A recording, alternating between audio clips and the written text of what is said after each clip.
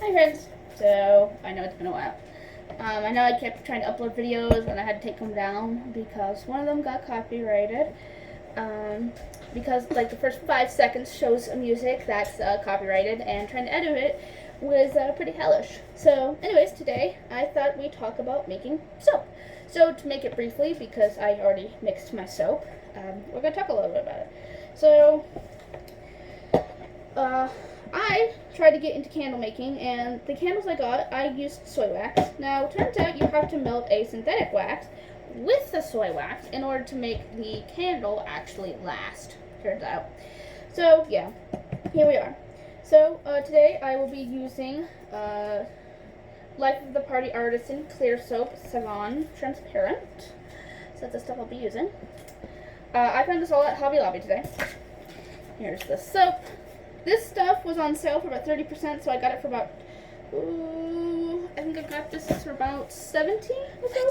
The molds were about $6-7. So I'll show you the mold. Very pretty looking molds. And then I have here the colors I'm going to be using. The purple, green, teal, and teal. The other ones. So, anyways. And then I also be using Japanese Cherry Blossom by Country Lane Liquid Candle and Soap Liquids. So I've already melted my soap in this little measuring cup thing. It has a spout, which is super cool, and it holds about about 1,000 flowing ounces or milliliters. I'm not entirely sure. I think it's milliliters. Anyways. So yeah, it looks like we managed to make about a little over 200. So yeah, we are going to pour this into the soap mold. Sometimes people like to pour the color in here directly, but I actually recommended you do it in the soap mold. But for the purpose of today, we're just simply going to pour the liquid in there already.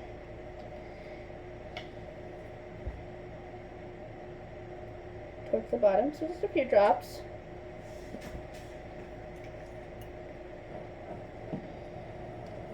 I'm going to do a purple one and a turquoise one.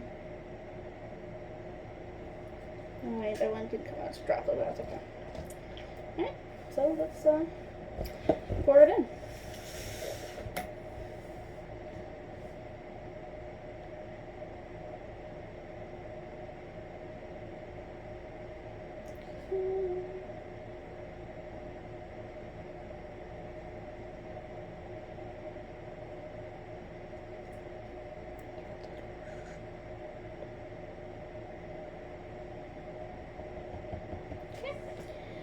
So if the camera person would like to come over here and show everybody. So it's basically what it looks like.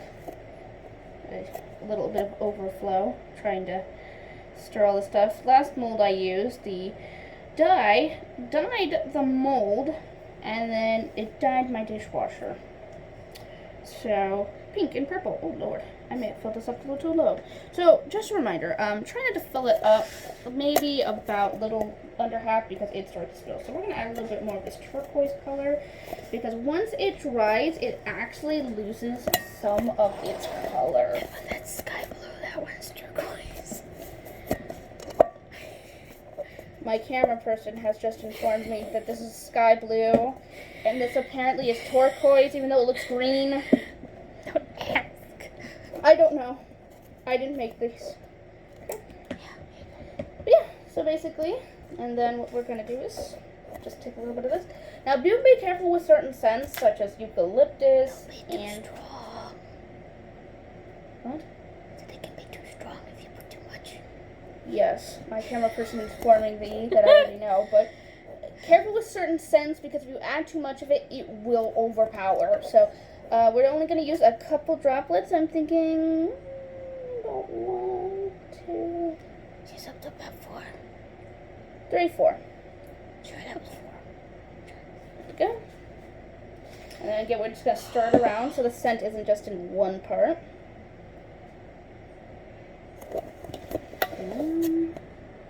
Stir it around. Whoop. It's already starting to harden a little bit on the bottom.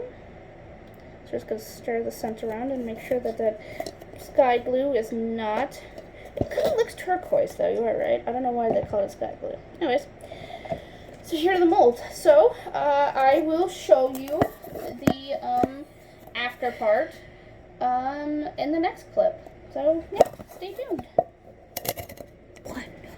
Hi friends.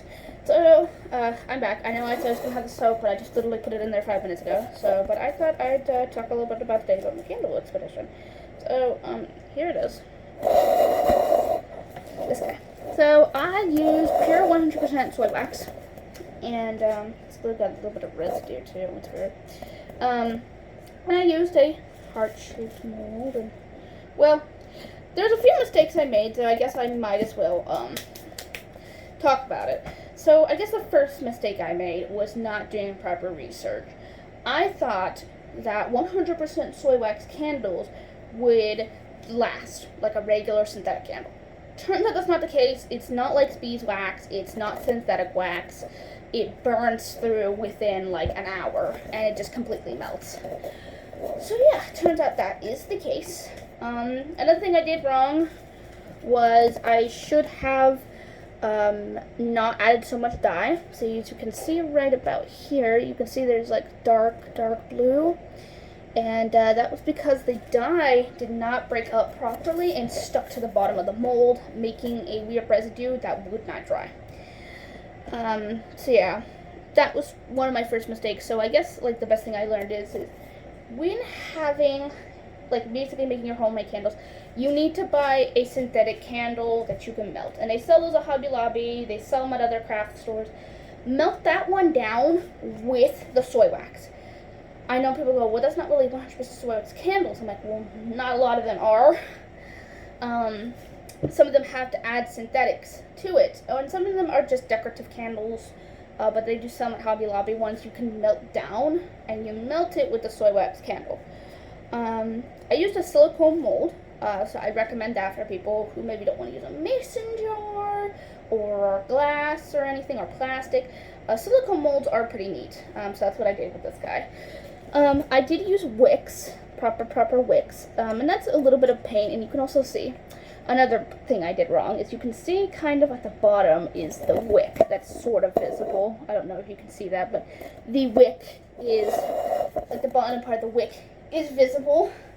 So that's causing a little bit of problems. I must have pushed it down a little bit too hard, and it just kind of started to go through. So do be careful, and also I apologize, my camera person is just rocking the... It's not my fault. That we stole... I don't know where we stole this from. Yeah. We have a cup. I don't know where the hell it came from. Anyways. But, yeah, I apologize for the poor, like, shaking quality. I'm doing this on my phone. The candle attacked me. I'm doing this, with my phone. And the cameraman. And the cameraman. You will be introduced to me at the end. So yeah. I am planning on getting, like, a proper phone stand. I know they sell them for, like, people who can set up their phones. A tripod, but special ones for phones, not like big bulky ones. They do have tiny ones. Instead of ring lights, lighting. My camera's letting me know about the tripods that have the lighting. I'm not planning on getting one of those. I'm only planning on getting like a little one, and it's meant for small cameras, and it's meant for phones and stuff, and you can kind of bend it and morph the legs. So yeah. Anyways. But yeah, recommendation in the future for anybody who would like to do candle making but isn't very advanced with it is take my advice, melt it with a synthetic candle or use beeswax. I know I know a lot of people don't like to use beeswax because, you know, bees are just dropping like flies. And again, nobody knows why, but yeah. The bees. And I guess I should give a little bit more of an explanation of what happened to my last video. So, one of my last video was literally just a drive around, I believe it was called Crystal Lake, beautiful, beautiful place. Right outside of Forks. Gorgeous place. The only problem was the people who were in the car were blasting music. Now, I managed to edit out a lot of this. I thought I had put the, music over. Turns out it did not work, and YouTube Studio was just being annoying and would not let me re-edit the video. So, I basically came down to the choice of...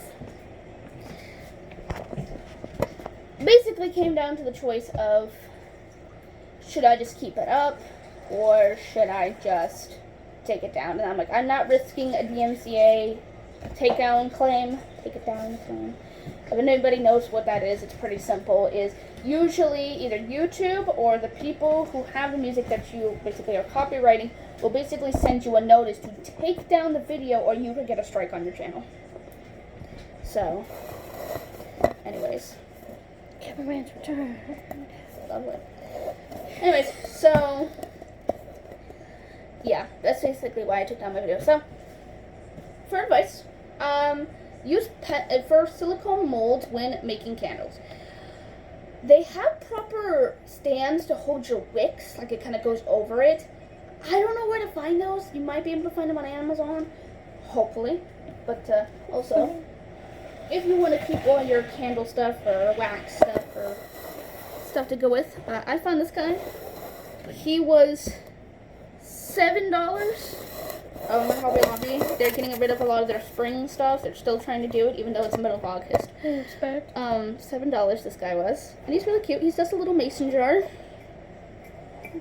So. Decapitated. His head opens up. So yeah, he's really cute. Anyways, yeah. Recommendation, melt it with a synthetic candle. Have a wick holder, because the wicks will not stay up. If you are using a mason jar, which a lot of people like to do when they first start making candles, is use a pencil. Just lay a pencil on the top and have the wick kind of bend over. And then later on, what you'll do is like I did. The wicks are really long, but they do show short wicks. But you still have to cut the wick down. Yep. So, yeah, that is a thing. Just to let you know that to do that. Anyways, so yeah, I will, the next clip will be me showing you the final results of the soap. So, stay tuned.